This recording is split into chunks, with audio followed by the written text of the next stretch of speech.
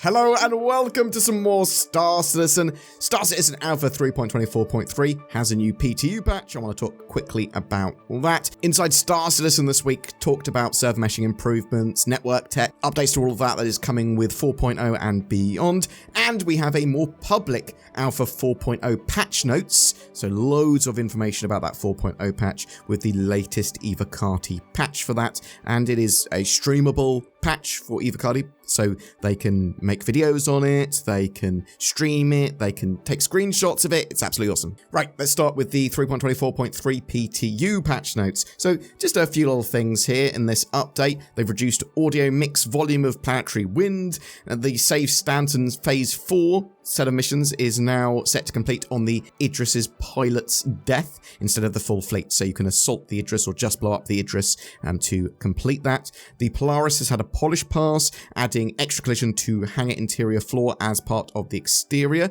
to counter large ships going through the floor from outside the physics grid. There's been further torpedo loading optimizations as well. The Star Lancer has had some polish as well. The pilot MFD and HUD has seen a rework. There's a lighting and audio polish pass. They've also added working mirrors to the Star Lancer Max HAB bathrooms. There's been further level of detail and performance polish passes for the Polaris, Terrapin Medic, Star Lancer Max and Intrepid, all those new ships. Further MISC prospected dashboard, art feedback and polish. Further Anvil, Terrapin Medic, Thruster, FX, audio and Death Mask polish. Patch is really getting ready for the IAE. Loads of fixes in there as well. There was an Inside Star Citizen Alpha 4.0 meshing forwards. So let me give you a quick summary of this. They've been testing server meshing and jump points in 4.0 with real players, obviously pushing it out to EVOCATI and getting that tested. RMQ is the new replication message queue, which replaces the older NMQ, network message queue. This was needed to help solve data bottlenecks on the server. So yeah, this was our entire rewrite of the older system. Took them a couple of months to do. The older tech was a dead end.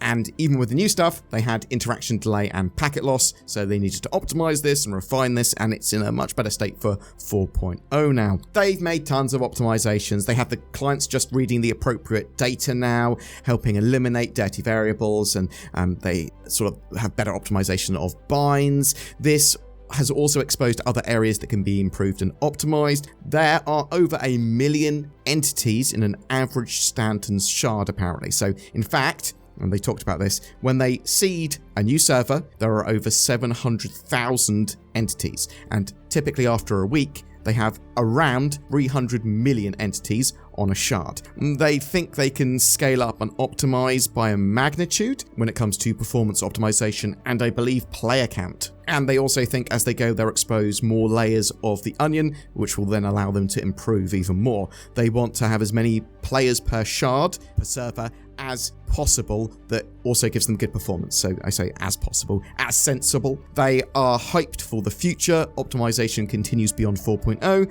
And next week, they have a special Intergalactic Aerospace Expo video or something instead of Inside Star Citizen because the IAE starts on the 22nd of November. Right, so we've also got a big set of Alpha 4.0 EVOCATI PTU patch notes, which they've just dumped on us, basically going, look, let's make the actual updates and what's in that patch currently a bit more public. So let's take a look. New star system, Pyro, addition of the second star system into Star Citizen's universe. Pyro space stations, adding rundown rest stop stations to Pyro, which provide basic services such as repair, sustenance, and commerce. Pyro 1 is the first planet from the sun for the Pyro system. Its thick, high-pressure atmosphere hides a strange landscape beset by powerful winds and lightning strikes. Under the clouds, there is an ecosystem of plants and animals that enjoy its extremely high temperatures, even during powerful stellar flares. Pyro 2, also known as Monox, that's the second planet from the sun, nicknamed Monox for its deadly carbon monoxide in its atmosphere. It has a temperate climate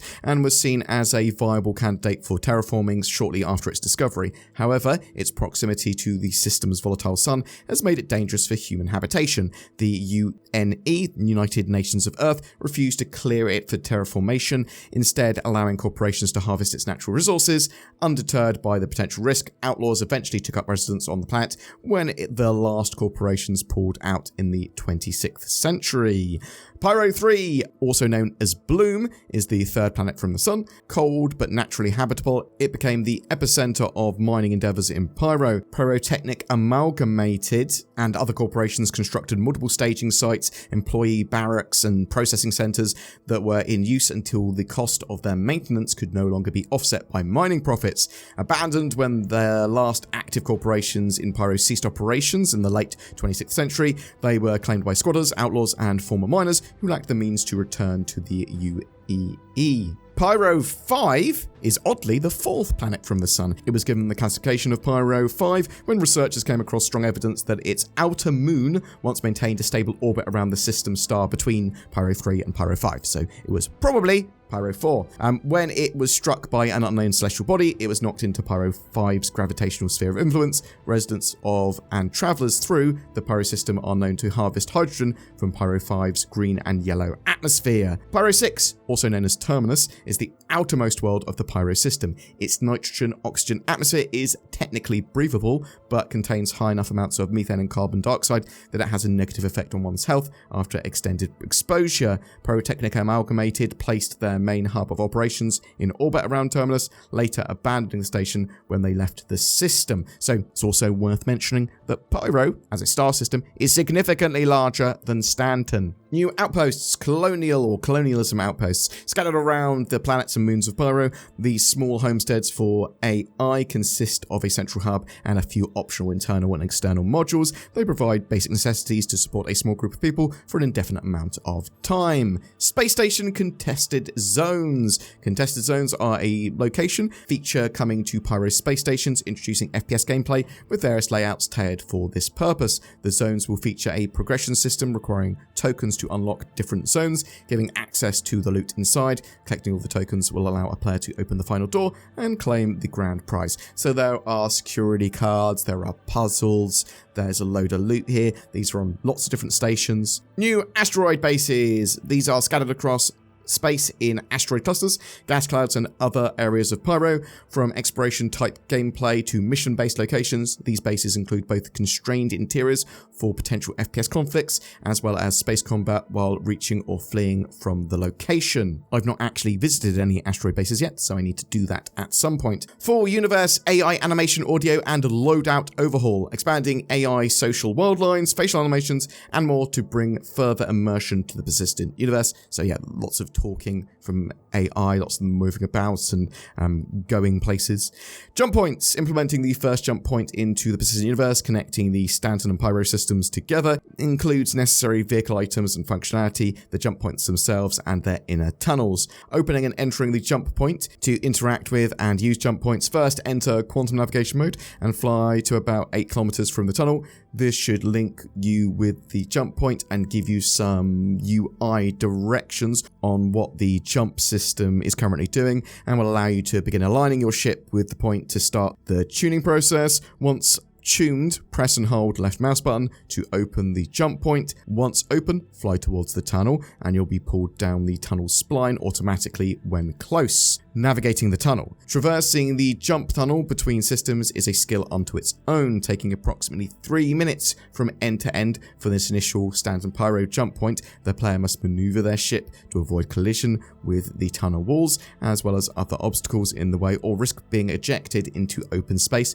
far away from their intended position. As the player progresses through the winding tunnels, their authority will transition from one solar system to the next with a gradual gradient of color change, indicating they are getting closer to the exit on the other end. Just try and stay within the tunnel boundaries and try not to hit the obstacles within. That is basically what's going on with those jump points. It is very much hands-on as an experience though, and it is a long time that you are in them. Server meshing version 1. The initial implementation of server meshing enables multiple servers per shard to improve load distribution and facilitate navigation between two solar systems. In the current build we're talking about, they are having a 2-2-380 configuration, which means 2 solar systems, 2 servers per solar system, and 380 players total on the shard. So basically 4 servers in a single shard with 380 players between them. This will increase throughout the PTU phases as they test multiple configurations. I have been on a playtest with 6 servers stitched together for a single shard and 1,000 players on that shard. Mission system refactor, which is currently ongoing, reworking the underlying mission system to become compatible with server meshing, allowing for easier creation and maintenance of mission content. Currently, not all missions and systems have been finished, so a limited number of missions are available on the PTU. It's also worth mentioning that they pushed engineering and associated gameplay with fire and charge and drain, fire extinguishers, life support, and the transit refactor to a 4.0.x patch. They basically gone, it's not ready for 4.0 initial release, but we'll get it in ASAP. Boom! That's your updates for all the patches that are going on with Star Citizen at the moment. The Intergalactic Aerospace Expo is very close. 3.24.3 is about to go to release, I believe. I mean, it could be as early as today, but maybe early next week. We'll see. I mean, it's going to be before the Intergalactic Aerospace Expo for sure on the 22nd of November. 4.0, that looks like it will be going to wider PTU straight after the IAE. So I believe the IAE finishes on the 5th of December. So look forward to that. Are you excited for anything in particular? Are you really looking forward to 4.0? Are you going to be picking something up during the IAE? It is a free fly experience as well. And remember, you can rent all of those ships, and there's tons of new ones. The Polaris is going to be flyable. You've got the Terrapin Medic, which is cool. You've got the Ugly Duckling, which is the Crusader Intrepid. You've got the new variants of the Hornets, so the Hornet Mark IIs, anyway, the Tracker and the Ghost. There's supposed to be the Mirai Guardian. There could be a load of other secret things turning up. But tell me what you think in the comments below, and also, you should maybe get nordvpn.com/BoredGamer. Oh, what's this man got to say about it? Welcome to the Intergalactic Nord Expo, where there's only one vehicle here, the vehicle for better internet security, accessibility, and privacy. I wish I could watch Netflix in Japan or Pyro or whatever. Boom! I can, and I'm so protected. It's not a concept. You can fly with nordvpn.com/BoredGamer today. And with NordVPN, you don't need any variants, but it is pay to win because you need to buy it or get a subscription, and then you win. Use the links below to get massive discount. November is all about the Intergalactic Aerospace Expo. We've partnered with the Star Citizen organization Lunar Wolves for a massive giveaway. Commenting on any of my videos during the month gets you a chance to win one of 4 ships: a Zeus MR, an Ares Ion, a Drake Corsair, and even a Cutlass Black. All courtesy of those beautiful Lunar Wolves. But wait, there's more. Sign up to the Lunar Wolves recruitment page, link down below, for a chance to win an RSI Polaris with lifetime insurance. They're recruiting. You might be looking for an org. I'll chuck some further information and terms and conditions and stuff in the video description as well. Don't forget to click on the join button under my videos. That goes a long way to help support the channel. Thank you so much to you that have already done that. Zin and I play a load of games after work and stuff, and we want to chuck those up for people that have gone the extra mile to support us either on Patreon or via that join button. Just remember to like and subscribe as well. Comment, ask us some stuff. Thank you so much for everyone that supported the channel, whether it be for a day or for the last several years, a decade. Oh my God, we've been doing this for so long. Thank you so much for watching. I hope you have a great November and Intergalactic Aerospace Expo.